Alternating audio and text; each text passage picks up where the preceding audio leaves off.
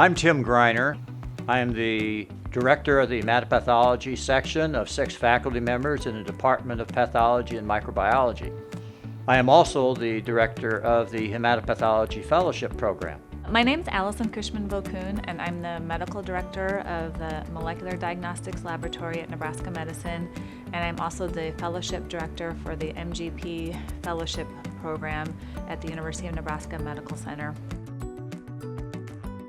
It's important for residents to know, who are considering our fellowship program, that we have everything under one roof. This includes a full-service flow cytometry, immunohistochemistry, molecular and cytogenetics lab. We are able to work up practically every single case here on site. Probably the most important thing in a fellow is that they get along well with others and work hard. We have a great staff in our molecular diagnostics lab. Our technologists are second to none, and they really enjoy having the fellows and the residents around and teaching them.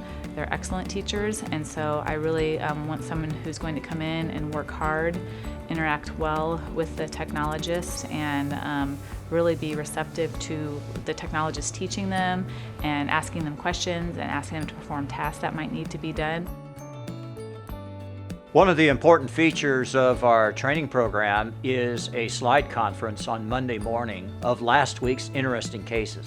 Fellows who might be on a molecular rotation or cytogenetics rotation or a flow cytometry rotation has the opportunity to see cases that the other fellows have signed out during the past week.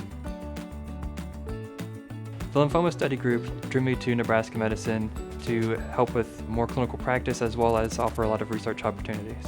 We have a huge tissue bank and a lot of well-annotated cases, so if a resident fellow has an interest to do research projects, there's a lot of material here from like the last 20 years, a lot of rare cases that are well annotated, and we have support to pull cases, do stains, etc. So if the interest is an academic career, I think that there are several opportunities here. We have, like I said, very strong oncology here. We see tumors from every part of the body. We specialize especially in hemopath, lymphoma, and leukemias, but we also are very strong in gastrointestinal cancers, neurological cancers, and see lots of lung and thoracic oncology as well. And we're growing in areas, I think, in urothelial cancers as well. And so we're really trying to target a lot of our molecular diagnostics capability in these areas to, again, assist both our clinicians in both the clinical care of the patients, but also in growing our clinical trials network.